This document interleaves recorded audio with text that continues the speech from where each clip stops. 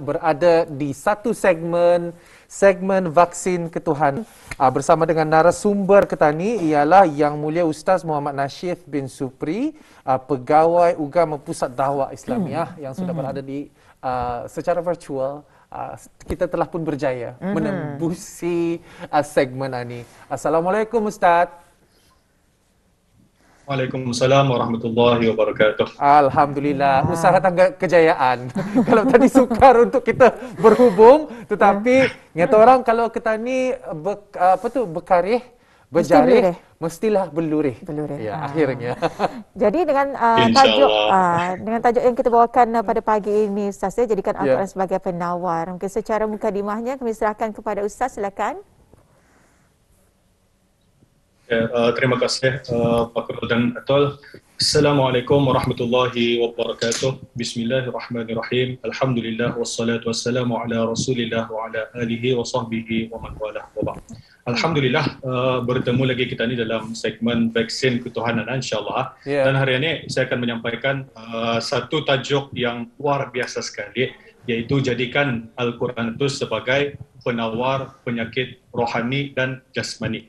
Mari tadi sama-sama merendung firman Allah Subhanahu wa taala di dalam surah Al-Ankabut ayat 2 dan 3. A'udzubillahi minasyaitonir rajim. Ahasiban nasu ayyutraku ayyaqulu amanna wa hum la yuftanun wa laqad fatanna alladhina min qablihim fala ya'lamanna Allahu alladhina sadaqu wa la ya'lamanna al-kadhibin. Shadaqallahul azim. Tafsirnya, adakah manusia itu menyangka bahawa mereka akan dibiarkan dengan hanya berkata kami telah beriman sedangkan mereka tidak diuji?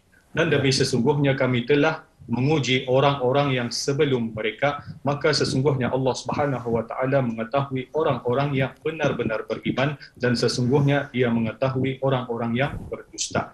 Jadi para penonton yang dirahmati Allah sekalian, Allah Subhanahu wa taala menciptakan kita ni, manusia ni, semata-mata untuk beribadah dan memperhambakan diri kepada Allah Subhanahu wa taala. Dan jelas daripada ayat-ayat Quran yang baru saya bacakan tadi bahawa sebagai seorang hamba Allah, kita ni tidak akan terlepas daripada menerima ujian. Daripada ujian itu berbentuk kesenangan ataupun kesusahan. Sesungguhnya ujian itu adalah untuk menguji sejauh mana kekuatan keimanan kita ni dan kekuatan kesabaran kita ni. Jadi Fakrul atau mungkin ada orang bertanya apa saja kan sebenarnya bentuk ujian ni. Dalam Al-Quran sudah memberitahu kita ni dalam surah Al-Baqarah ayat 155 dan 156, wala nabluwannakum bisyai'in minal khawfi wal ju'i wa naqsin minal amwali wal anfusi wath thamarat wa basyiris sabirin alladzina idza asabathum musibah qalu inna lillahi wa inna ilaihi raji'un. Tafsirnya, dan sesungguhnya kami pasti akan menguji kamu dengan sedikit perasaan takut dan kelaparan dan kekurangan harta benda dan jiwa dan buah-buahan. Maksudnya di sini makanan minuman kita ni kerana kami hendak melihat sama ada kamu itu sabar ataupun indah di atas ujian itu. Dan sampaikan berita gembira kepada orang-orang yang bersabar. Iaitu siapa orang yang bersabar ni? Kadang-kadang ada orang bertanya ni, apa kan sabaran ni sebenarnya? Yang ku tahu sabaran ni yang menahan marah. Betul. Jadi siapakah yang dimaksudkan sabaran ni? Alladzina idza asabathum musibah. Iaitu orang-orang yang apabila ditimpa sesuatu musibah, mereka berkata qalu inna lillahi wa inna ilaihi raji'un. Sesungguhnya kami adalah kepunyaan Allah dan kepadanya jualah kami kembali. Jadi kita ni sebagai umat Islam hendaklah mempunyai kekuatan iman dalam menghadapi apa jua situasi.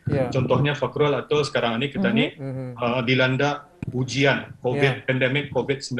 Jadi semua ujian ini hakikatnya datangnya daripada Allah Subhanahu wa taala, bukan daripada Wuhan China tu.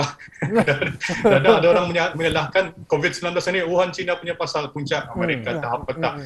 Tapi memang hakikatnya ujian musibah ini datangnya daripada Allah Subhanahu wa taala.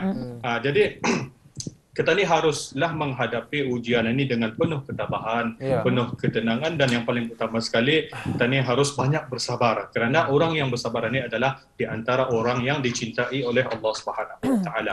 Jadi bila kita ni lihat apabila orang itu diuji ataupun diri kita ni diuji oleh Allah Subhanahu wa taala oleh pelbagai musibah ataupun ujian, apa yang terjadi? Hati tidak tenang. Nurus Fakrul betul lah. Ataupun penonton yang dirahmati Allah sekalian. Hati kita ni indahkan, tenang, resah, gelisah. Sebab apa? Itu memang kita ni diciptakan dengan perasaan resah, gelisah. Seperti mana firman Allah dalam surah Al-Ma'arij ayat 19 dan sehingga 21. Jadi apabila kita timbul rasa resah, gelisah, tidak tenang, apa yang kita lakukan adalah alladzina amanu wa tatma'innu qulubuhum bi zikrillah. Ala bi zikrillah tatma'innul qulub. Orang yang beriman apabila hatinya tidak tenang, dia akan ingat kepada Allah Subhanahu wa taala. Kerana apa? Apabila kita ni ingat kepada Allah Subhanahu wa taala, maka hati kita ni akan menjadi tenang. Jadi para penonton yang dirahmati Allah sekalian, berbalik semula kepada tajuk kita ni harian ya. Kita ni sebagai umat Islam, walaupun sekarang ni alhamdulillah bersyukur kita ni ke hadrat Allah Subhanahu wa taala, kita ni sudah ada vaksin yang selamat digunakan dan pasti ianya sudah diluluskan oleh pihak-pihak yang tertentu ataupun pihak berkenaan bagi mencegah ataupun mengurangkan risiko daripada terkenanya jangkitan COVID-19.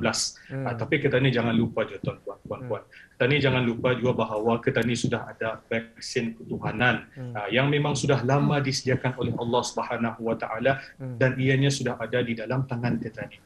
Jadi ini adalah salah satu usaha kita ni ya. Contohnya vaksin ketuhanan ni banyak sebenarnya. Contohnya ialah seperti bersedekah ataupun kita ni berdoa, beristighfar, berselawat ataupun kita ni membaca Al-Quran. Jadi insyaAllah kita ni akan bincang lagi selepasan ya.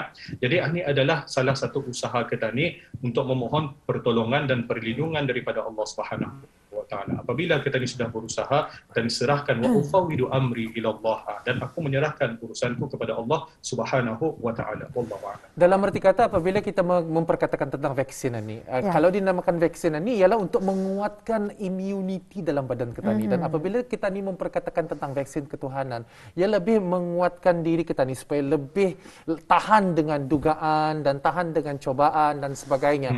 Antara perkara tindak tanduk yang kita akan fokuskan pada hari ini ialah mengenai pembacaan Al-Quran. Jadi apakah agaknya membaca Al-Quran akan memberikan satu kekuatan? Adakah ini sebagai satu vaksin, salah satu vaksin ketuhanan yang akan dikongsikan pada hari ini untuk pembacanya? Silakan Ustaz. Alhamdulillah.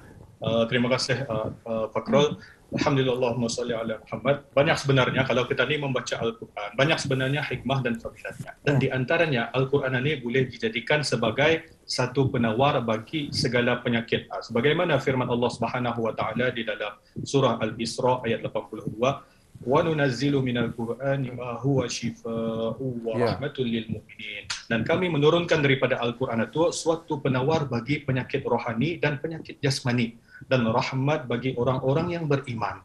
Jadi kita ni harus yakin apa maksudnya di sini penyakit jasmani ini. Mungkin kalau kita ni pernah mendengar ada hadis-hadis ataupun cerita-cerita zaman Nabi Muhammad dan para sahabat atau para ulama-ulama terdahulu, apabila orang disengat kalajengking contohnya. Pernah terjadi sahabat dia pergi ke sebuah kampung, jadi penghulunya tu masa tu disangat kalajengking. Jadi para sahabat masa tu diubatnya penghulu itu dengan bacaan surah Al-Fatihah. Jadi itu sudah terbukti dan penghulu itu pun menghadiahkan kalau tidak silap saya 30 ekor kambing. Masa tu orang yang mengubat dia ni, para sahabat.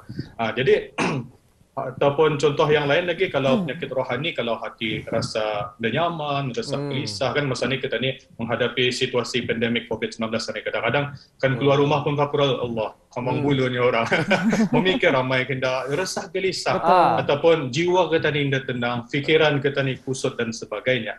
Jadi kita ni janganlah kita ni ragu terhadap ayat-ayat Allah Subhanahu wa taala, zalikal kitabul la raiba fihi hudal lil muttaqin. Selalu kita ni baca kalau sekiranya kita ni bertahlil kitab Al-Quran itu tidak ada keraguan padanya, petunjuk bagi mereka yang bertakwa ataupun bagi orang yang hendak orang on the way mau bertakwa kepada Allah Subhanahu wa taala. Dan kekuatan Al-Quran ini sendiri telah difirmankan dalam surah Al-Hajj ayat 21. Ini pun selalu mungkin kalau siapa yang selalu membaca ratib Al-Attas, "Lau anzalna hadzal Qur'ana 'ala jabalin la ra'aitahu khashi'an mutasaddian min khasyatillah." Artinya kalaulah kami menurunkan Al-Quran ini ke atas gunung, nescaya engkau melihat gunung itu tunduk berpecah belah kerana takutkan Allah Subhanahu wa taala.